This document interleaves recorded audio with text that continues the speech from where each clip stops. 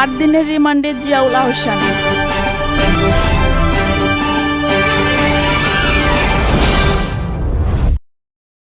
বৈষম্য বিরোধী ছাত্র আন্দোলনের সময় রাজধানী নিউ মার্কেট এলাকায় দোকান কর্মচারী শাহজাহান আলীকে হত্যার মামলায় আলোচিত সাবেক সেনা কর্মকর্তা জিয়াউল আহসানকে 8 দিনের রিমান্ডে পাঠিয়েছেন আদালত। শুক্রবার ঢাকার মেট্রোপলিটন ম্যাজিস্ট্রেট আরাফাতুর রাকিবের আদালত শুনানি শেষে এই আদেশ দেন। মামলার তদন্ত কর্মকর্তা নিউ মার্কেট থানার উপপরিদর্শক মোহাম্মদ সজীব মিয়া জিয়াউলকে আদালত হাজির করে জিজ্ঞাসাবাদের জন্য 10 দিনের রিমান্ড আবেদন করেন। জিয়াউল আহসানের পক্ষে তার বোন অ্যাডভোকেট নাজনীন নাহার রিমান্ড বাতিল চেয়ে জামিন আবেদন করেন।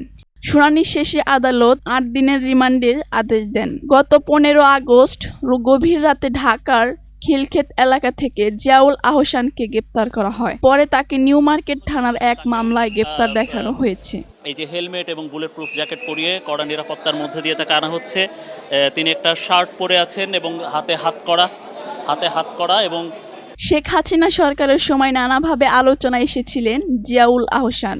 রাজনৈতিক প্রতিপক্ষদের ফোনে আড়ি পেতে কল রেকর্ড ফাঁস, বিচার বহির্ভূত হত্যাকাণ্ড সহ নানা ঘটনায় বিভিন্ন সময় জিয়ার বিরুদ্ধে অভিযোগ শোনা গেছে।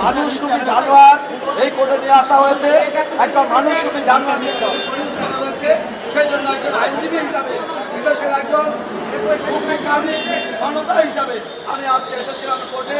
আপনারা জানেন 2014 সালের পর থেকে মানুষের কণ্ঠ রোধ করার সম্প্রতি কোটা সংস্কার নিয়ে ছাত্র জনতার আন্দোলন ঠেকাতে ডিজিটাল ক্র্যাকডাউনে জিয়াউল আহসানই অন্যতম ভূমিকা পালন করেন বলেও বেরিয়ে এসেছে। সরকার পতনের পরই গত 7 আগস্ট দেশ ছেড়ে পালানোর চেষ্টা করেন জিয়া, কিন্তু হযরত শাহজালাল আন্তর্জাতিক বিমানবন্দরের জিয়াকে বহনকারী ফ্লাইটটি বেডিং ব্রিজে ফিরিয়ে আনা হয়।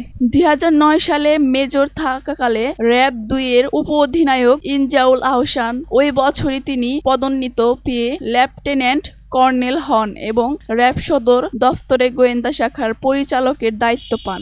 সে সময় থেকে তাকে নিয়ে নানা বিতর্ক তৈরি হয়। পরে জিয়া আরও পদোন্নতি পান এবং 2022 সাল থেকে আওয়ামী লীগ সরকারের পতন পর্যন্ত এনটিএমসির মহাপরিচালকের হিসাবে দায়িত্ব পালন করেন। এর আগে তিনি ওই সংস্থার পরিচালকের দায়িত্ব ছিলেন।